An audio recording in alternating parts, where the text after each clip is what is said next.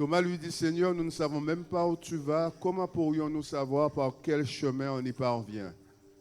Et Jésus qui répond, je suis moi le chemin, répondit Jésus, la vérité et la vie. Personne ne va au Père sans passer par moi. Si vous me connaissez, vous connaîtrez aussi mon Père. Et maintenant, déjà vous le connaissez, vous l'avez même vu. Jean 14, versets 5 à 7. Je suis moi le chemin, répondit Jésus, la vérité et la vie. Et on parle de la vie ce matin. Et vous savez, j'ai pris ce chant, je lève les yeux vers les montagnes, d'où me viendra le secours. Et après, on chante Maranatha, Maranatha. L'Esprit et l'Église disent Maranatha. Jean, sur l'île de Patmos, a reçu cette révélation. Il a vu des choses extraordinaires. Il a parlé de choses qu'il ne comprenait même pas, qu'il ne connaissait même pas. Et il a terminé ce livre de l'Apocalypse en disant Maranatha, viens Seigneur, viens. Alléluia. Et nous pouvons, moi je bénis le Seigneur parce qu'il n'écoute pas toujours nos prières. Parce que Maranatha veut dire viens Seigneur, viens. Mais parfois même ceux qui n'ont pas la vie chantent Maranatha. Et ça c'est triste. Même ceux qui n'ont pas la vie chantent Maranatha, viens Seigneur, viens. Parce qu'on ne sait pas quelle est la valeur de la vie. On ne sait pas. On n'a pas su mesurer cela. Et nos références, tout ce que nous avons, nos références sont sur terre. Et nous regardons aux choses terrestres, aux choses matérielles, pour mesurer la qualité de notre vie. Pour mesurer la qualité de ce que nous sommes en train de faire, nous regardons avec des références humaines. Alors que Dieu nous demande de regarder aux choses spirituelles.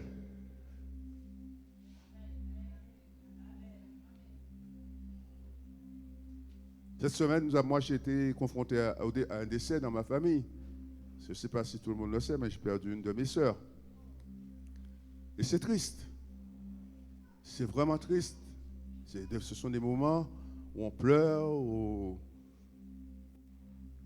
mais humainement parlant, c'est normal.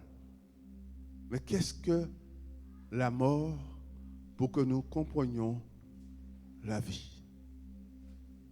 Qu'est-ce que la mort? Et dans le livre de l'Ecclésiaste, chapitre 3, versets 1 à 5, Salomon nous disait il y a un temps pour tout et un moment pour toutes choses sous le ciel. Il y a un temps pour enfanter et un temps pour mourir. Un temps pour planter, un temps pour arracher le plant. Un temps pour abattre, un temps pour soigner. Un temps pour démolir, un temps pour construire. Ecclésiaste chapitre 3, versets 1 à 5.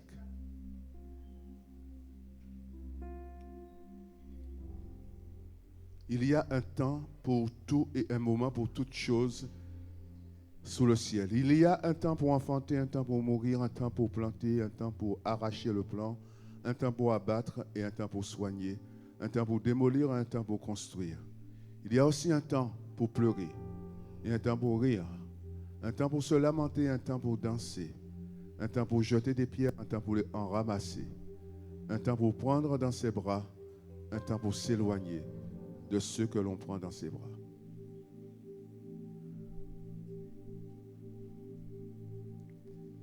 Et Salomon nous dit que notre vie... Qu'est-ce qui se passe? Ecclésiaste, vous ne savez pas où se trouve le livre de l'Ecclésiaste, vous chercherez ça plus tard. Parce qu'on a du mal quand même à l'afficher, mais bon. Salomon est en train de nous dire que notre vie, toute notre vie, est rythmée par du temps, par des saisons, par des moments. On ne peut pas tout faire en même temps. On ne peut pas dormir, dire je dors, en même temps je travaille. Il faut se lever pour aller travailler. Toute notre vie est rythmée par ce genre de choses simples, mais qui vont faire que nous sommes vivants et nous sommes dans un monde qui bouge. Il y a un temps pour chaque chose sur la terre. Alléluia. Nous ne pouvons pas dire que nous conduisons la voiture en même temps, nous sommes, comme beaucoup le font, nous sommes au téléphone, nous sommes même, parfois nous faisons même une sieste dans la voiture parce qu'on est tellement fatigué. Il y a un temps pour toutes choses. Il y a des choses qui ne sont pas compatibles. Il y a des choses qui nous mettent en danger. Et il faut rester attentif au temps dans lequel nous vivons. C'est comme, vous savez, une femme enceinte, quand le temps est arrivé, on ne peut pas rester enceinte toute notre vie. Enfin, une femme ne peut pas rester enceinte pendant toute notre vie parce que moi, je n'ai pas la capacité d'être enceinte et j'ai béni le Seigneur pour ça, ma soeur. Ah, je le bénis vraiment. Je dis, Seigneur, merci, merci, merci. Vous savez quoi? Si les hommes avaient la capacité d'avoir des enfants aujourd'hui, on aurait pu dire, ce coup-ci c'est moi, ce coup-ci c'est toi, ce coup-ci c'est moi, ce coup-ci. On n'en sortirait pas en négociation et tout ça. Béni soit le Seigneur, il nous a fait mâle et femelle. Alors nous pouvons l'applaudir. Nous pouvons applaudir le Seigneur, non? Merci Seigneur. Il a fait de nous hommes et femmes. Et on ne peut pas rester enceinte. Dieu a fixé des limites. Bien sûr, il y a des choses qui se passent. Et parfois, je crois que le micro est peut-être trop fort pour vous là, non? Ah, c'est dans le retour que ça a augmenté. On ne peut pas être en... Dieu a fixé 9 mois. Bon, il y a des choses, vous savez, le péché dans le monde a fait que tout n'est pas réglé comme Dieu l'avait réglé auparavant. Donc, il y a des femmes qui accouchent avant l'heure, mais il y en a même des fois des enfants qui ne veulent pas sortir et qui sont là tranquilles, là au chaud et qui dépassent le terme. Mais quand l'enfant dépasse le terme, on dit, il est temps que tu sortes. Alors, on va provoquer sa sortie parce que sinon, il met tout le monde en danger. Il y a des périodes comme ça qui peuvent mettre la vie de tout le monde en danger si on n'est pas dans le temps. Si on n'est pas dans le temps de Dieu. Il y a un temps pour toutes choses sur la terre. Si notre temps est arrivé pour mourir, il faut partir. Sinon, nous allons mettre tout le monde en danger. Nous avons une espèce d'habitude là. Il faut partir. Il faut l'accepter, ça. Il y a un temps pour naître, mais il y a aussi un temps pour mourir. Mais qu'est-ce que la mort? Qu'est-ce que la mort? Le dictionnaire dit la mort désigne ainsi la fin complète et définitive de la vie chez un être vivant. Chez l'homme, elle implique l'arrêt irréversible de tous les organes vitaux.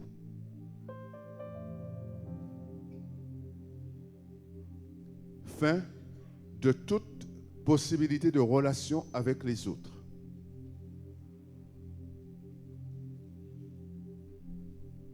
Et c'est à ce moment-là que toute cette matière organique va commencer à se désorganiser. Nous. Et c'est à ce moment-là que l'homme, quand l'Éternel a parlé à Adam, tu es sorti de la poussière et tu retourneras à la poussière. À cause du péché. Alors comment allons-nous définir la mort?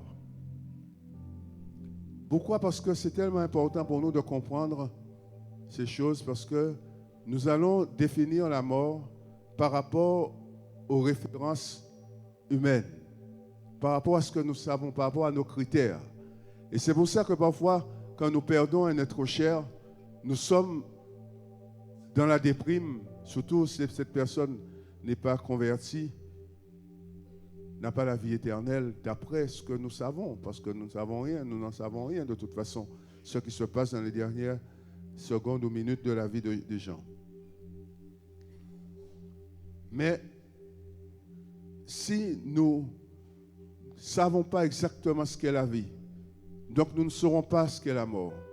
Et si nous ne savons pas ce que sont la vie et la mort, nous vont rester à nous apitoyer pendant des mois, des années sur ces choses, alors que la vie et la mort ne sont pas forcément ce que nous pensons ou nous imaginons. La Bible dit dans Romains chapitre 6, verset 23, « Le salaire que verse le péché, c'est la mort, mais le don de la grâce que Dieu accorde, c'est la vie éternelle dans l'union avec Jésus-Christ, notre Seigneur. Dans ce même verset, nous voyons que le salaire du péché, c'est la mort, mais en même temps, Dieu accorde par la grâce la vie éternelle en Jésus-Christ. Dans Hébreux chapitre 9, verset 27, la Bible dit qu'il est réservé à l'homme de mourir une seule fois, après quoi vient le jugement. Le salaire du péché, c'est la mort. Mais le don gratuit de Dieu, c'est la vie éternelle et c'est un don qui a été donné par grâce et rien que par grâce. Alors qu'est-ce que la mort? En un, nous verrons qu'il y a une mort qui s'appelle la mort spirituelle. La mort spirituelle, c'est cette mort que chacun de nous, nous avons hérité de nos grands-parents, de nos aïeux, Adam et Ève. Et quand ils ont péché dans le jardin d'Éden, il y a une coupure qui s'est produite entre l'Éternel, le Dieu créateur, et sa créature, l'homme et la femme. Il y a une rupture de la relation privilégiée que Dieu avait avec les hommes. Et cette rupture de contact, de relation avec Dieu s'appelle la mort spirituelle. La mort spirituelle, c'est cet état dans lequel chacun de nous, nous sommes où nous étions. Et quel que soit l'homme, quelle que soit son origine, quel que soit là où il peut naître, il est mort spirituellement. Parce que la relation entre Dieu et l'homme a été rompue dans le jardin d'Éden parce que l'homme a péché. Et nous n'avons rien à faire pour ça. Nous n'avons rien à faire pour mourir spirituellement. Nous sommes morts spirituellement de fait. On se comprend? Est-ce qu'on se comprend? Donc, quelle que soit la personne, mais bien aimée dans ce monde, qui marche, qui se déplace, qui parle, qui rigole, qui donne des blagues, si cette personne n'a pas une relation avec Dieu, cette personne est morte spirituellement. Et ce qui nous sauve, c'est que le don gratuit de Dieu est la vie éternelle par Jésus-Christ, son Fils unique. Et la mort spirituelle, c'est cette rupture de la relation qui est de fait avec tous les êtres humains de ce monde. Rupture, mort spirituelle. Il n'y a pas d'autre mot pour qualifier ça. Dans la lettre aux Éphésiens, chapitre 2, versets 1 à 2, la lettre aux Éphésiens, l'apôtre Paul écrit aux Éphésiens, et il leur dit autrefois, Éphésiens chapitre 2, versets 1 à 2, autrefois vous étiez morts. Pas bien de mort là. À cause de vos fautes et de vos péchés. Par ces actes, vous conformiez alors votre manière de vivre à celle de ce monde et vous suiviez le chef des puissances spirituelles mauvaises, cet esprit qui agit maintenant dans les hommes rebelles à Dieu. Y a-t-il des morts au milieu de nous aujourd'hui? Parce qu'il y a des morts qui parlent. Alors, chez nous, en Guadeloupe, je ne sais pas pour ailleurs, chez nous, en Guadeloupe, nous avons l'habitude de dire que, moi, quand j'étais petit, surtout quand j'étais petit, je croyais fermement à ça, que les morts vont venir me tirer les pieds. Je ne vais pas dire ça. Est-ce qu'un mort vient tirer les pieds à autres? Non? On ne sait pas? Moi, pour moi, pas venir aller pieds moi. Seul monde qui a aller pieds moi, c'est peut-être un monde debout, vivant, physiquement, mais qui peut mort spirituellement. Et là, on mort à les pieds moi. Mais pas ces gens qui j'atterri là. Pas les gens enterrés. Ça, c'est la superstition. Nous sommes dans ce système magico-religieux où on nous faisait peur, on avait peur de tout. Dès qu'on entendait un bruit la nuit, on avait peur, son esprit, on la diablesse, c'est des trucs comme ça. Pour moi, les morts sont morts. Physiquement, on va arriver à la mort physique tout à l'heure. Mais la mort spirituelle, c'est cette séparation d'avec Dieu. Et c'est atroce. Et vous savez, petit à petit, on va descendre dans ce message et on va comprendre, on va essayer de comprendre ensemble l'œuvre de la croix. À quoi Jésus nous a enlevé, dans quoi Jésus nous a enlevé et pourquoi il l'a fait réellement. Et nous allons essayer de comprendre pourquoi la Bible dit que Dieu a tant aimé le monde qu'il a donné son Fils unique, afin que quiconque croit en lui ne périsse point, mais qu'il ait la vie et la vie éternelle. Nous allons essayer de comprendre qu'est-ce qui a motivé Dieu au point de donner son propre Fils pour que nous soyons sauvés. Et que faisons-nous de ce salut? Que faisons-nous de ce Dieu-là? Que faisons-nous? Comment nous vivons-nous notre relation avec Dieu? Puisque nous pensons et nous croyons que autrefois nous étions morts et aujourd'hui nous sommes vivants. Comment faisons-nous et comment considérons-nous ces choses? Donc je disais que la mort spirituelle, c'est quelque chose qui atteint l'homme dès sa naissance dans ce monde. Dès sa venue dans ce monde, nous sommes morts spirituellement. Et c'est pour ça que la Bible nous invite à instruire nos enfants dès leur plus jeune âge, afin qu'ils s'en rappellent au jour de leur vieillesse. Alléluia. Alors parfois, quand nous avons des petits comme ça, nous disons, oui, mais ce sont des innocents. S'ils meurent au paradis. Moi, je ne sais pas. Franchement, le salut est en Christ. Vous d'accord? Oui, ce sont des innocents, je suis d'accord avec vous. J'ai aussi mes repères humains, j'ai mes considérations humaines. Oui, ils sont innocents. Jusqu'à quel âge, je ne sais pas. La mort spirituelle, c'est cette mort que nous vivons tous et que nous avons tous hérité. Parce qu'on parle beaucoup du péché originel, mais le péché originel est venu avec son troupeau de choses, de maladies, de toutes sortes de dérèglements, mais y compris de la mort spirituelle, cette relation établie entre l'homme et Dieu dans le jardin qui a été rompue à cause du péché. Deuxième mort, c'est la mort physique. Et c'est cette mort que nous considérons le plus. Parce que c'est cette mort, parce que nous sommes des êtres humains. Quelle que soit la manière dont nous allons aborder notre vie, nous restons humains.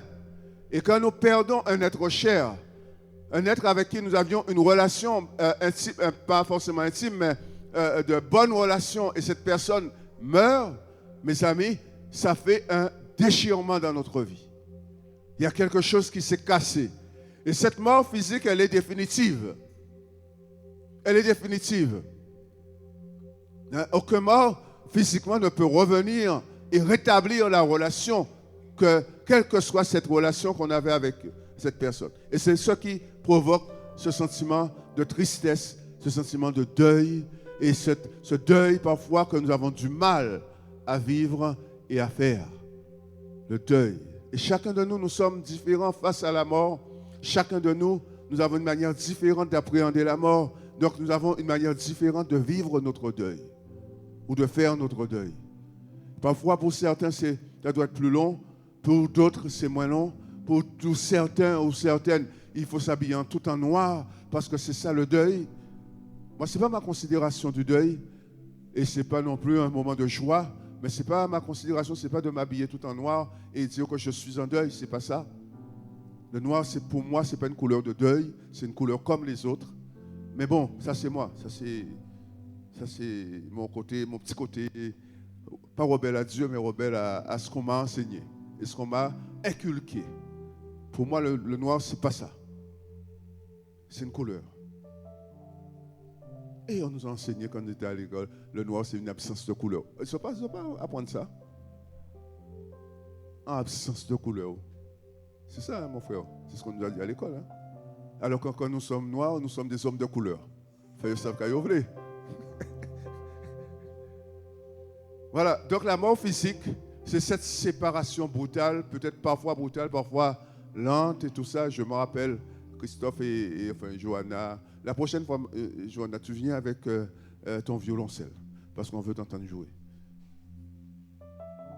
Pourquoi rire? Mais peut-être sérieux. Hein? Johanna, ils ont perdu leur grand-père l'année dernière. C'était l'année dernière. Hein? C'était dur, c'était difficile. Cette mort physique, cette séparation définitive par laquelle chacun de nous allons passer. Donc, nous avons la mort spirituelle que nous avons tous héritée, quelle que soit la personne que nous sommes, même si nous pensons que nous sommes supérieurs aux autres, nous avons quelque chose de plus que les autres. Nous avons tous hérité de la mort spirituelle d'Adam. La mort physique, nous allons tous y passer.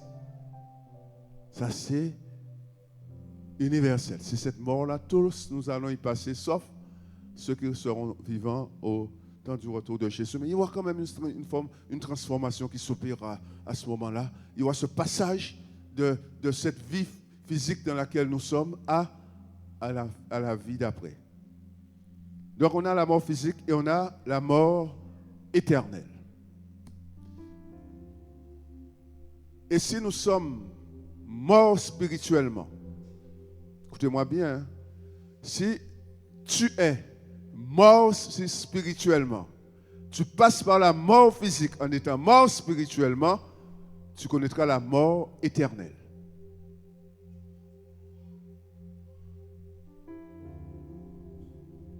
Et ça s'arrête. Alors qu'est-ce que cette mort spirituelle? Matthieu chapitre 25, verset 45-46. Matthieu 25, 45-46. La Bible dit que alors il leur répondra, vraiment je vous l'assure, chaque fois que vous n'avez pas fait cela à l'un de ces petits, c'est à moi que vous avez manqué de le faire.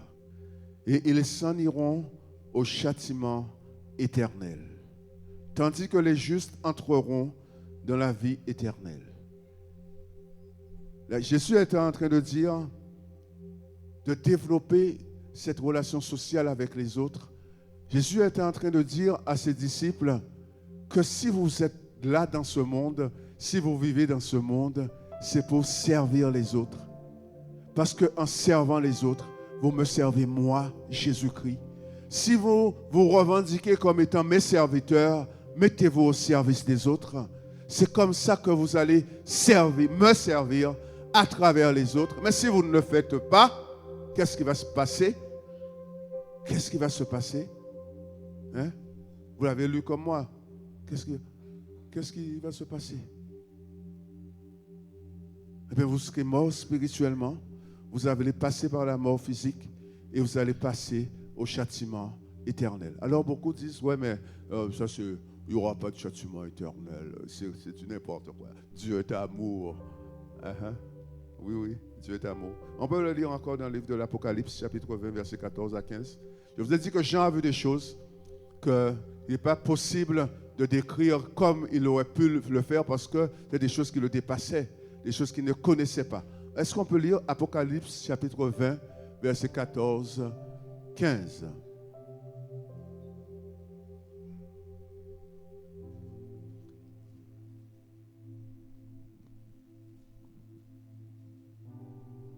Dans ce livre de l'Apocalypse, il est dit que puis la mort et le séjour des morts furent précipités dans les temps de feu. Là, on parle de la mort et le séjour des morts. Furent précipités dans les temps de feu. Cet temps de feu, c'est quoi? C'est la seconde mort. Donc, on a déjà connu une mort, et là, on a la seconde mort. Cet temps de feu, c'est la seconde mort. On y jeta aussi tous ceux dont le nom n'était pas inscrit dans le livre de vie. Alors ma question ce matin, est-ce que ton nom est inscrit dans le livre de vie? Parce que ce n'est pas la peine de discuter 100 000 ans. Ce n'est pas la peine de négocier 100 000 ans avec moi, me disant, ouais, mais c'est écrit comme ça, mais ce ne sera pas ça. Moi, je crois à ce qui est écrit. Et ça ne se négocie pas. Je ne suis pas un négociateur de la parole, mais bien aimé, nous sommes là pour comprendre cette parole et la vivre. cet étang de feu, c'est un lieu incroyable. Vous savez, moi j'ai lu aussi des choses sur ça. Beaucoup disent, ouais, mais ce n'est pas tout à fait ça que Jean a vu sur l'île de Patmos. Il n'avait pas vu ça en vision. On a quand même lu 2 textes. Et Jésus en a parlé. Ce n'est pas Jean sur l'île de Patmos. C'est Jésus qui parle de ce châtiment éternel. Alors je ne sais pas si c'est un feu qui va continuer à brûler éternellement. Je ne sais pas ce que c'est. Mais rien que le fait d'être séparé de Dieu. Parce que ce qui maintient le monde dans un état, même si par rapport à ce que nous voyons aujourd'hui, nous pensons que les choses sont graves, les choses sont difficiles à vivre, les gens meurent tous les jours sous les balles et dans la guerre. On voit ces choses-là se passer autour de nous, mais il y a quand même un maintien des choses par la présence de Dieu, par sa présence. Et Dieu maintient quand même les choses. Parce que ne pensez pas que ce qui se passe dans le monde n'est pas quelque chose que Dieu maîtrise. Dieu maîtrise toutes choses. Mais il dit qu'il fait toutes choses concourir au retour de Jésus. Alors, mes bien-aimés, imaginons un moment, malgré le fait que Dieu maîtrise les choses, malgré ça, nous voyons les atrocités qui se passent dans ce monde. Imaginons un instant comme si Dieu n'est pas là. Imaginons un instant que l'Église ne soit pas là pour invoquer le nom de Jésus. Ce sera le chaos, ce sera la catastrophe. Mais seule chose, c'est que les hommes ne mourront pas. C'est un châtiment éternel. Malgré la présence de Dieu dans ce monde, c'est compliqué. Moi, je ne regarde plus les infos. Vous savez, moi, je ne regarde pas les infos. Je ne regarde pas ça. Parce que ça me pollue la tête. Ça me pollue. Ça fait un moment que j'ai arrêté de regarder ça. Tous les jours, on me parle. Vous savez, on a qualifié des hommes, des enfants, des femmes, des familles. On les a qualifiés de migrants. Et on les a dépersonnalisés pour que nous puissions accepter ce qui se passe dans ce monde. On les appelle des terroristes. On les appelle parce que ce ne sont pas des hommes. Nous avons pris l'habitude d'entendre migrants. Nous avons entendu bot people. Nous avons pris l'habitude d'entendre toutes ces choses-là. Et nous avons dépersonnalisé toutes ces... Mais ce sont des enfants, des femmes, des hommes qui meurent tous les jours. Et ça, c'est atroce. Alors imaginons quelqu'un qui vient aujourd'hui en Guadeloupe, chez nous, à notre porte. À notre porte. Quelqu'un vient et frappe, peut ne pas frapper à la porte de notre maison, mais veut entrer dans la maison. Si on lui résiste, il peut nous tuer, simplement parce que nous sommes face à face avec cette personne. Imaginons Dieu qui se retire de cette vie. Quel que soit ce que nous allons vivre, ce sera, on peut appeler ça un enfer. Un enfer, sans Dieu. Alors cette seconde mort, c'est cette seconde vie, cette vie sans Dieu. Totalement sans Dieu, coupée de toute grâce venant de Dieu. Parce qu'aujourd'hui, la grâce générale, elle est là. Elle nous maintient. Même ceux qui ne croient pas, le soleil se lève pour eux. La pluie tombe pour eux. Tout se fait pour eux parce que la grâce générale est là. Mais quand cette grâce générale sera enlevée, que se passera-t-il? Qu'est-ce que cet homme qui a été, rappelons-nous, mais bien aimés, imaginons-nous la scène au commencement à la création. Dieu lui-même dit, je vais créer l'homme à mon image et à ma ressemblance. Et cet homme que tu as créé à son image et à sa ressemblance, il va périr éternellement dans une seconde mort. C'est quelque chose d'inimaginable pour nous.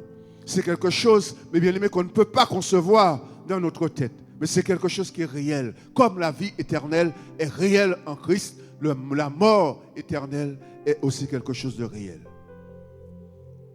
L'homme créé à l'image de Dieu. Et cet homme qui a été créé à l'image de Dieu, quand on lui dit, mais tu as été créé à l'image de Dieu, tu dois respecter ton Créateur. Il dit, non, je n'ai pas été créé à l'image de Dieu, je suis issu de l'évolution et ce sont des singes. je viens du singe. Je descends du singe. Pourquoi? Pourquoi? Parce que l'homme rejette Dieu. Parce que l'homme ne veut pas d'un Dieu qui domine sur lui. L'homme est rebelle à Dieu. Rebelle.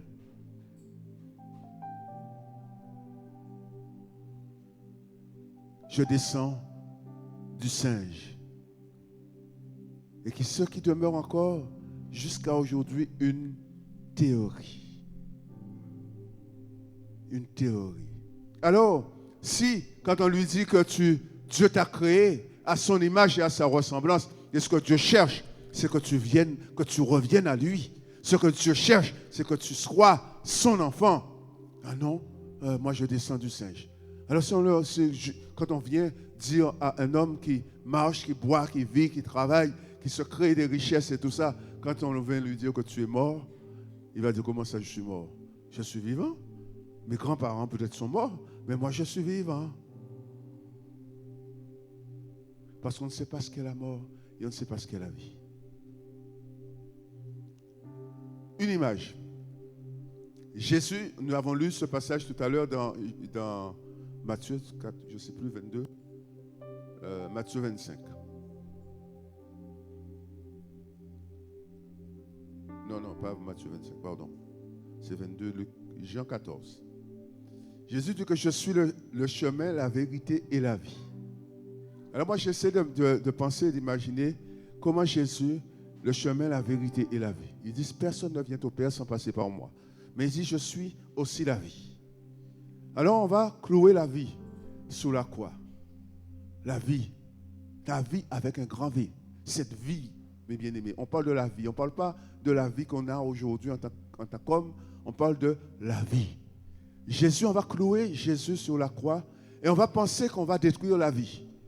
Mais quelqu'un qui a la vie et qui est la vie ne peut pas mourir. Parce que même s'il meurt physiquement, il continue à vivre. Parce qu'il a la vie. Non, on ne va pas comprendre, non. Moi-même, on dit mal à comprendre ça. Jésus, sur la croix, on dit il dit, Père, je te remets mon esprit. Et il a rendu son dernier soupir. Mais il est la vie. Il est la vie. Son corps est ressuscité le 3e jour après sa mort, mais Jésus, qui est la vie, a toujours été vivant. Et c'est la raison pour laquelle il dit, celui qui a la vie vivra même s'il meurt.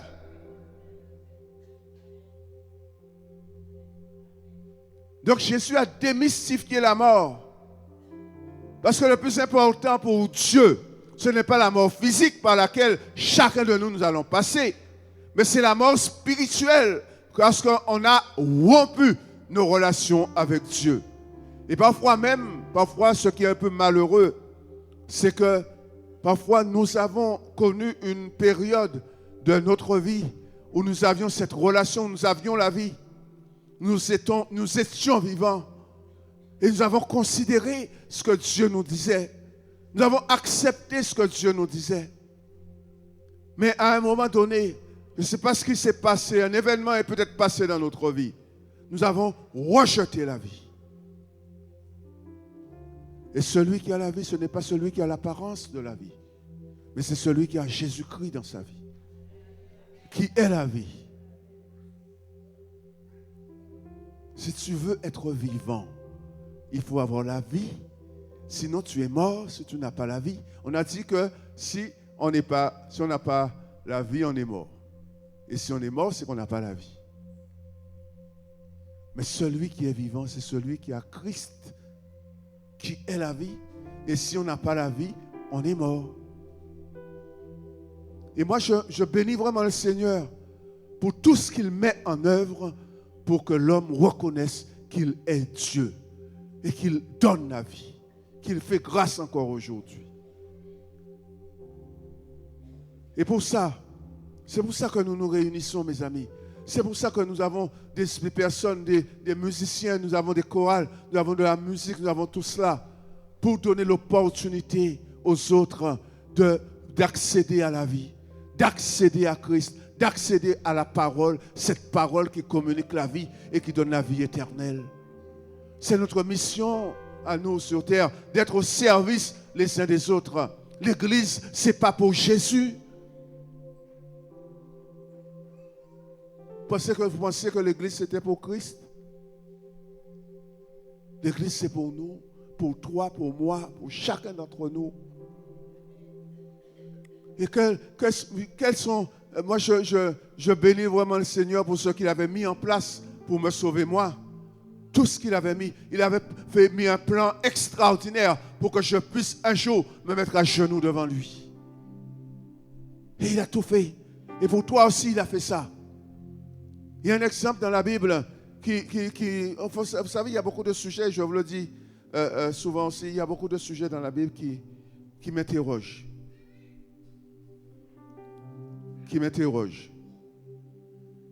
Et il y a un homme dans la Bible, il était voué à la mort. Mais la Bible dit que Dieu ne cherche pas la mort du pécheur, mais il veut que le pécheur se repente de ses mauvaises voies et qu'il parvienne à la vie. Et cet homme était dans la désobéissance à la parole de Dieu. Dans le livre des Nombres, chapitre 22, versets 21 à 33. Il y a des choses, il y a certaines désobéissances, il y a certaines choses que nous faisons, que nous pratiquons dans notre vie qui nous conduisent à la mort. Mais Dieu continue à faire grâce parce qu'il ne veut pas que tu meurs, il veut que tu vives. Dans ce passage du Nombre, chapitre 22, la Bible dit, le lendemain, Balaam alla sceller son ânesse et partit avec les princes de Moab. Dieu se mit en colère parce qu'il avait entrepris ce déplacement. Et l'ange de l'Éternel se posta au travers du chemin pour lui barrer le passage. Or, Balaam montait son ânesse et était accompagné de 2 serviteurs. Alors l'ânesse vit l'ange de l'Éternel posté sur le chemin, son épée dégainée à la main. Elle se détourna du chemin et prit à travers champs. Balaam se mit à la frapper pour la ramener sur le chemin. Alors l'ange de l'Éternel se plaça sur un chemin creux, passant dans les vignes, entre 2 murets.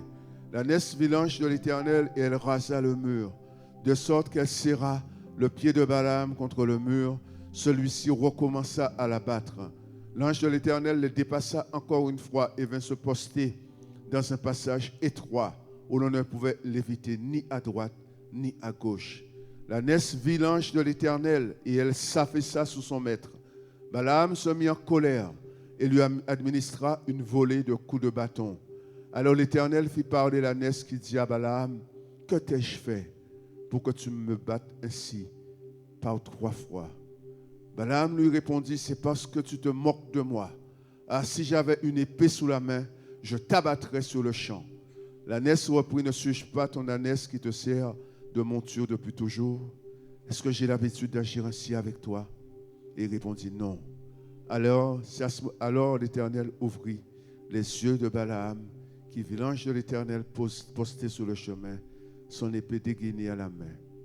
Balaam s'agenouilla et vous lirez la suite du message. Moi, ce qui m'interpelle dans ce message, c'est la stratégie de Dieu. Toute cette stratégie que Dieu met en place pour me sauver, pour te sauver. Comment ce Dieu-là met une telle stratégie en place pour sauver un homme qui est dans la désobéissance? La Bible dit que Dieu s'est mis en colère contre Balaam. Il s'est mis en colère. Il a posté l'ange avec son épée. L'ange de l'Éternel, dans la Bible, très souvent, fait référence à Dieu lui-même, avec son épée. Et vous savez, je ne sais pas si vous vous rappelez cet homme qui avait touché l'arche de l'Éternel. Il n'en avait pas le doigt. Il est mort sur le coup. Si Balaam avait touché, était passé près de l'ange de l'Éternel, l'avait touché, il serait mort sur le champ. Mais Dieu a mis en place quelque chose pour le sauver. Dieu a mis en place une stratégie, une méthode. Et cette méthode, cette stratégie dépasse tout ce que je pourrais imaginer. Imaginons cet homme qui marche sur un chemin où il y a des champs, il y a un champ, il y a tout ça. Et cet homme avance. Pourquoi? Parce qu'il va, il va vers Israël et il va maudire Israël. Parce qu'on lui a donné une mission de maudire Israël pour que Israël soit moins puissant. Vous savez, il part et imaginons qu'il traverse un champ, il y a un chemin et il y a l'ange de l'Éternel posté sur le chemin face à face avec l'âne. Et sur ce champ-là, il y a de la place. Dieu va ouvrir les yeux d'un âne, d'une ânesse. Je ne sais pas ce que Dieu est capable de faire pour toi. Je ne sais pas ce qu'il a déjà fait pour toi.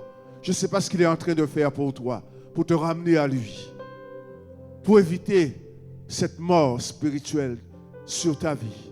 Mais sur Balaam, il a ouvert les yeux d'une ânesse. Comment Balaam, qui est un homme, ne voit pas l'ange de l'Éternel, mais l'ânesse qui porte Balaam voit l'ange de l'Éternel et se détourne du chemin, passe à côté, dans le champ, pour éviter la mort de son maître. Mais son maître ne comprend pas et son maître commence à la tabasser. Et c'est comme ça parfois, mes amis, Dieu place sur notre chemin des personnes pour nous sauver, des circonstances pour nous sauver. Mais nous les critiquons, nous leur faisons du mal parce que nous ne comprenons pas ce que Dieu est en train de nous éviter. Et ce chemin-là, l'ânesse continue à marcher, revient sur le chemin après avoir dépassé l'ange de l'Éternel avec son épée à la main. Et là, Balaam, là, l'ange de l'Éternel va se poster encore au-delà sur le chemin, mais là où il y a deux murs. Il y a un mur à côté, à droite, et un mur à gauche. Imaginons, mais bien aimé, dans son chemin étroit, et il y a des maisons, il y a un mur, il y a peut-être une clôture, je ne sais pas. Et là, l'ânesse voit encore l'ange de l'Éternel là debout, et il dit, si mon maître touche ne serait-ce qu'un petit morceau de son vêtement, il va mourir. Je vais faire en sorte que mon maître ne meure pas. Tout ça, c'est la stratégie de Dieu pour sauver Balaam. Tout ça, c'est la stratégie que Dieu met en place pour nous sauver, pour te sauver, pour me sauver, pour nous ramener à lui. Malgré notre désobéissance, malgré ce que nous faisons, parfois nous pensons que nous faisons ça dans son dos, mais il voit tout ce que nous faisons, il voit tout ce que nous pratiquons, il voit tout ce que nous disons, il voit tout ce que nous mangeons, nous buvons, tout ce que nous fumons, parfois en cachette. Il le voit parce qu'il est Dieu, parce qu'il est Dieu. Il a essayé de te parler, il a essayé de parler à Balaam, mais Balaam ne comprend pas ce que Dieu lui dit. Alors il va utiliser une ânesse en bouquette. Vous savez, dans notre imaginaire, nous voyons l'âne comme un animal têtu. On a batté, comme on dit, chargé. C'est fait pour ça. Têtu. Qui est un animal qui, pour nous, à nos yeux, ne vaut rien. Mais Dieu va l'utiliser pour sauver un homme. Pour sauver Balaam. Et elle va passer. Là, le mur, il y avait suffisamment de place. Elle va coincer la jambe de Balaam sur le mur pour passer.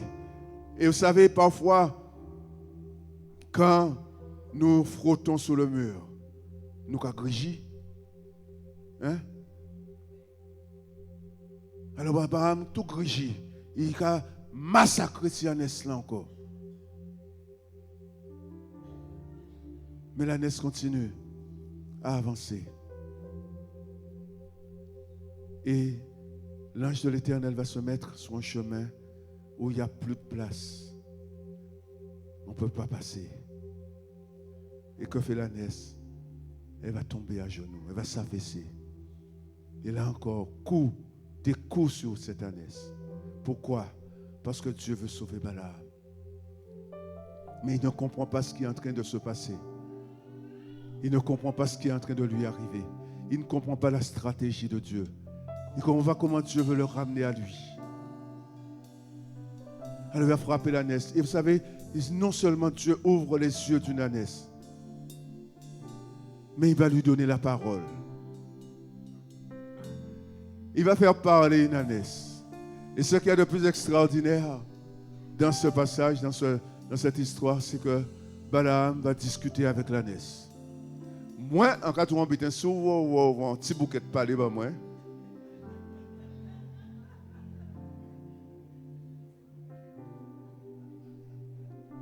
Pas ça, quand il fait. Mais moi, je ne sais pas si je vais l'accepter comme Balaam a accepté de répondre à l'ânesse. Et la Balaam, l'ânesse qui dit, mais que t'ai-je fait? Pourquoi un coup comme ça? Qu'est-ce que je t'ai fait pour que tu me frappes comme ça? C'est parce que tu refuses d'avancer, parce que tu refuses de ci, tu refuses de ça. Il répond à l'ânesse. Que t'ai-je fait? Ne t'ai-je pas toujours porté? N'est-ce pas moi, ton ânesse, qui t'ai toujours... Est-ce que je me suis comporté comme ça avec toi auparavant? Non. Alors pourquoi me bats-tu? Alléluia. Et à ce moment-là, les yeux de Balaam s'ouvrent et voient l'ange de l'Éternel. Et à ce moment précis, Balaam va s'agenouiller devant l'ange de l'Éternel. Il va s'incliner, il va s'humilier devant son Dieu. Parce que Dieu ne veut pas la mort du pécheur. Dieu veut que le pécheur revienne de sa mauvaise voie et qu'il ait la vie. La vraie, la vie éternelle, la vie comme Dieu l'a conçue dans le jardin d'Éden. C'est cette vie-là que Dieu veut, qui doit nous animer, qui doit nous habiter. Oh, nous allons, mes bien-aimés, tous passer par la mort physique, mais nous n'avons aucune obligation de demeurer dans la mort spirituelle aujourd'hui. Parce que c'est maintenant que ça se joue. C'est dans l'état dans lequel nous allons tomber, nous allons mourir. C'est dans cet état-là que nous allons rester. L'arbre, quand il tombe, il reste à la place où il est tombé. Et nous, êtres humains, hommes, femmes, quand nous allons mourir, nous allons demeurer dans l'état dans lequel nous sommes tombés. Il n'y aura rien à faire. Alors que nous soyons nés, morts spirituellement, tous, que nous allons mourir physiquement, mais évitons, mes amis, de la mort éternelle. Parce que c'est possible. Et si nous voulons éviter la mort éternelle, il faut que nous ayons la vie aujourd'hui en Jésus-Christ. Parfois, je le répète encore, parfois, nous avons eu la vie à un moment et nous nous sommes éloignés. Parce que nous avons été attirés par les choses de ce monde. Parce que nous voulions peut-être faire comme tout le monde. Parce que nous pensions que la vie, elle est courte. Et si la vie est courte, il faut que j'en profite au maximum maintenant. Je suis jeune. Alors si je suis jeune, je dois faire des choses des jeunes.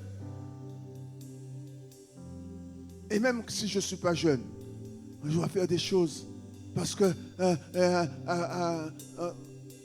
j'ai vu, vous savez, parfois, je ne généralise pas pour mes sœurs, parfois nos sœurs, j'ai vu maman à l'âge de 45 ans, 50 ans, comment elle transpirait et tout. Je ne veux pas arriver à cet âge-là sans avoir fait quoi comme un...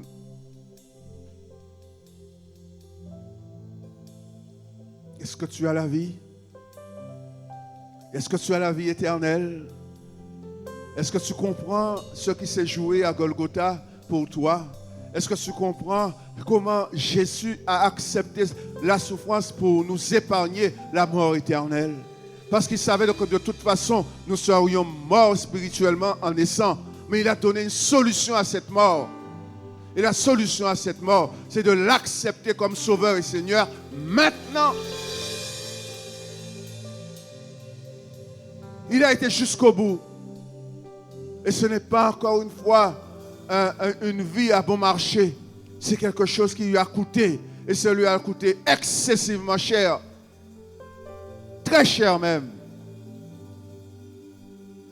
Et c'est pour ça que Jésus disait à ses disciples, quand il était encore là, il parlait avec eux, il marchait avec eux. Il dit, si ta main te provoque ta chute, coupe-la. Parce qu'il vaut mieux entrer dans la vie sans une main que d'aller tout entier dans la géhenne. Parce qu'il sait ce qu'est la géhenne. Il sait ce qu'est l'enfer. Il sait ce que sont les tourments éternels. Et c'est pour ça qu'il veut nous éviter ça. Et il faut que tu sortes de là où tu es. Et il faut que tu viennes à ton Dieu ce matin. Parce que c'est comme ça, mes amis. Parce que c'est très atroce, c'est dur. Parce qu'on a l'impression, vous savez, et je l'ai dit au début, on regarde les choses avec nos références humaines. Personne n'est revenu d'entre les morts pour me dire comment est la mort. On entend ça souvent. Très souvent, on entend ça. Mais moi, je n'ai pas besoin d'y aller. J'ai besoin de la parole de Dieu. J'ai besoin de Jésus-Christ dans ma vie. J'ai besoin de la vie, tout simplement. Nous négligeons. Nous négligeons. Et l'apôtre Paul était énervé à des moments. Il dit, mais comment négligez-vous un si grand salut? Comment vous faites pour négliger un si grand salut? Mais bien aimé, parfois aujourd'hui, si moi, en tant que pasteur, je viens voir un frère ou une soeur, je viens voir quelqu'un et je lui dis, mais comment tu fais pour négliger un si grand salut? Alors on va me dire, mais que pour qui il se prend lui? À qui monsieur? Au monsieur sorti. Non. Mais l'apôtre Paul savait et il disait, j'ai vu, j'ai été transporté au ciel. J'ai vu des choses extraordinaires. Est-ce que, mes bien-aimés, nous ne croyons pas que la vie en Christ est plus que la vie aujourd'hui?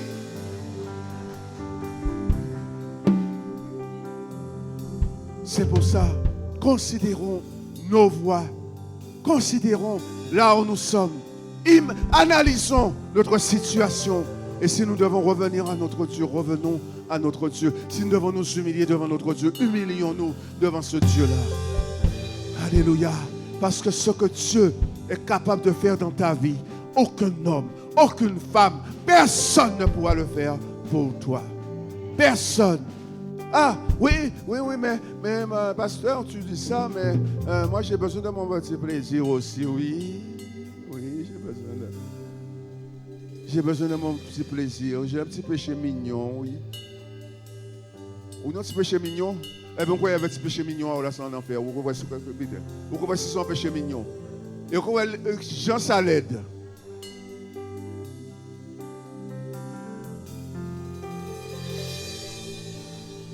La vie nous est accessible en Jésus-Christ. Ne négligeons pas un si grand salut. Ne négligeons pas ce que Dieu a accompli par amour pour nous. Quand Dieu écrit, quand les évangélistes, oui, les évangélistes qui ont écrit les évangiles, quand Jean met dans Jean 3, il met Dieu a tant aimé le monde. Mes amis, est-ce que nous comprenons l'amour que Dieu a pour toi? Parce que tu as dit, Dieu a tant aimé le monde. Oui, il a aimé le monde. Afin que quiconque, ça veut dire que Dieu s'adresse à toi individuellement. Afin que quiconque croit en lui. Et le quiconque, c'est toi, c'est moi, c'est chacun d'entre nous. Dieu a tant aimé le monde. Oh, qu'est-ce que l'homme pour que tu en prennes soin? Parce qu'on ne peut pas imaginer, on ne peut pas comprendre ça. On peut l'imaginer, on peut le voir dans l'histoire. On l'a déjà vu encore dimanche dernier, j'en ai parlé à David, qui dit, y a-t-il quelqu'un de la famille de Saül pour que je l'honore? Et ils ont été chercher Méphibosheth. Méphibosheth est venu dans le palais. Et il s'est assis à la table du roi. Et il a pris ses repas avec le roi. Et Méphibosheth était capable de tout abandonner, tout ce qu'il avait, parce qu'il voulait rester et demeurer à la table du roi. Parce qu'il avait compris ça. Il avait compris que s'il n'était pas à la table du roi, il y avait un problème dans sa vie.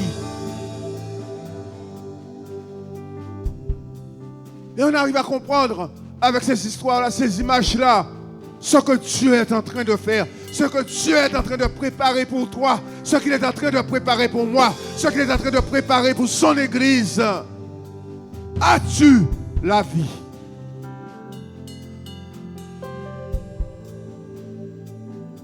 As-tu la vie?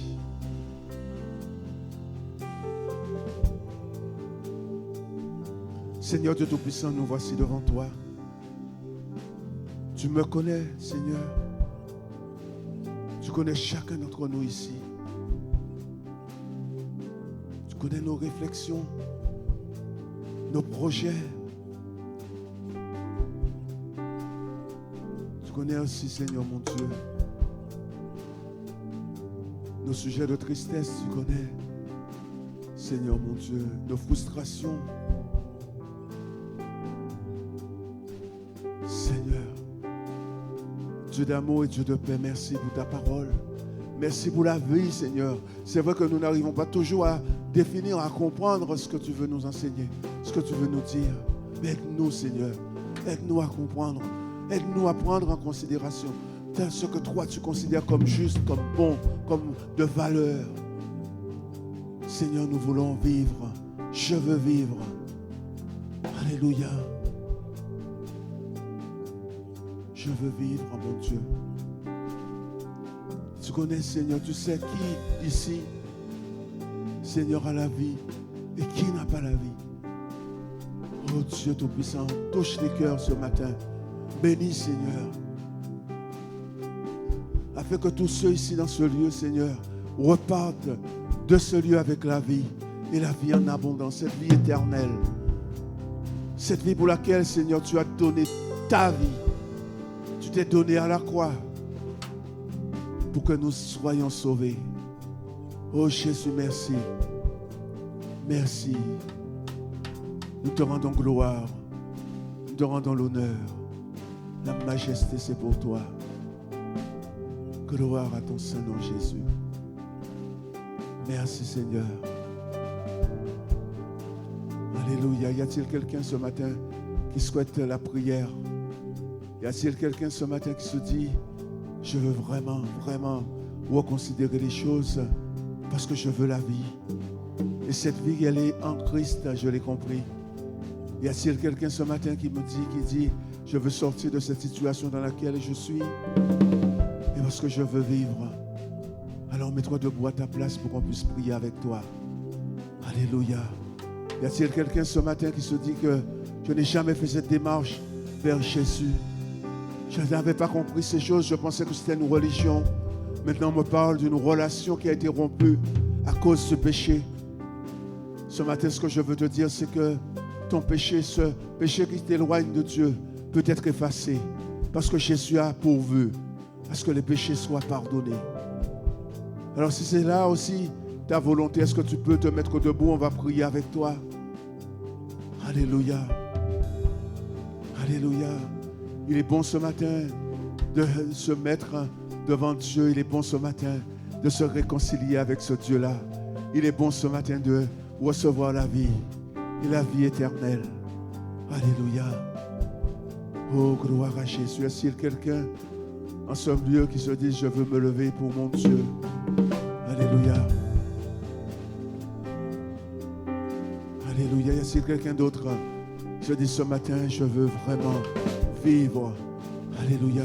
Mais bien aimé, je ne parle pas souvent de l'enfer, je parle plutôt de la vie, le royaume de Dieu. Mais l'enfer est dur et difficile.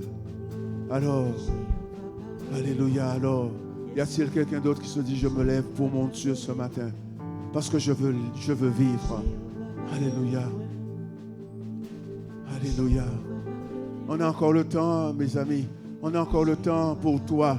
On a encore le temps. Je ne sais pas quelle stratégie Dieu a mis en place dans ta vie pour que tu sois là ce matin, tout simplement, et pour que tu te lèves pour lui. Je ne sais pas, mais il l'a fait. Il l'a fait, il sait le faire. Alléluia. Dieu parle à chacun d'une manière différente, parce que nous sommes tous différents. Alors n'hésite pas à te lever. On va prier avec toi. Alléluia. Gloire à Jésus. Merci Seigneur. Gloire à Jésus. Gloire à ton Saint-Nom, mon Dieu. Gloire à Jésus. Jéhovah, pardonnez-moi. Jéhovah, pardonnez-moi.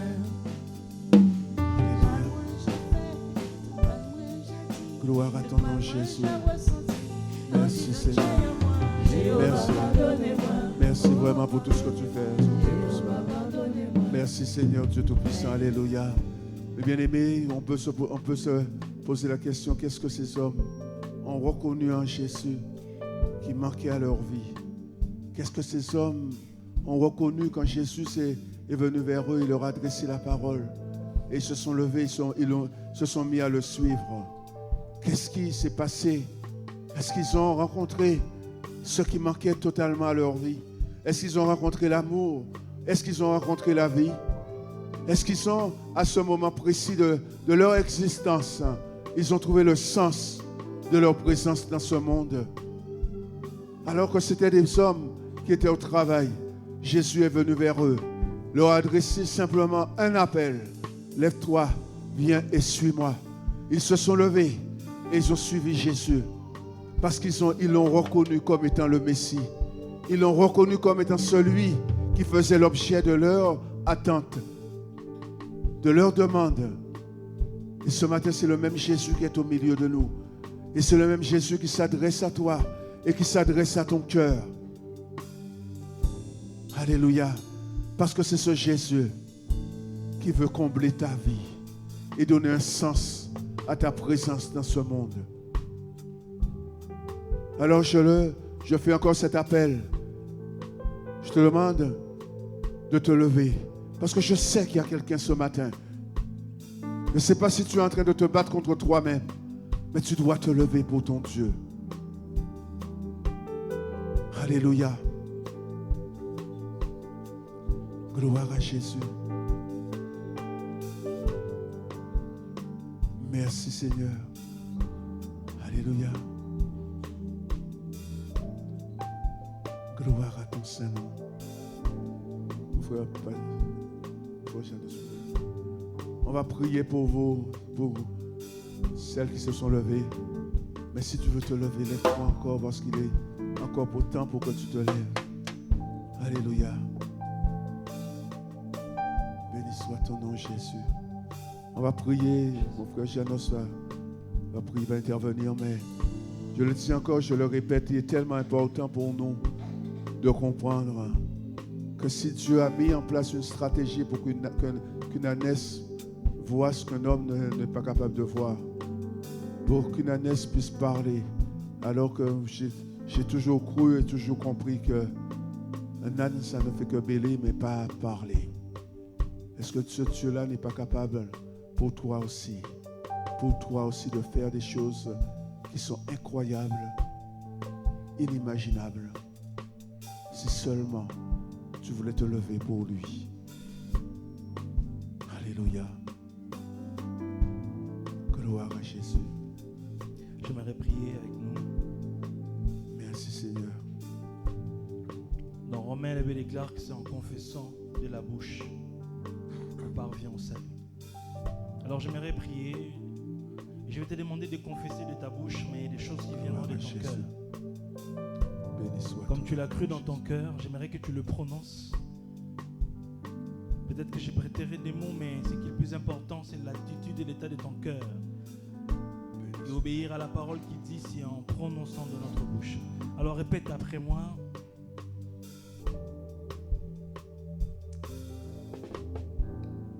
Je le perçois comme ça, le dire, même si tu n'as pas pu te lever et que tu restes toujours et tu demeures toujours assis ou assise, mais tu sens dans ton cœur faire cette prière avec moi. J'aimerais vraiment t'inviter à le faire.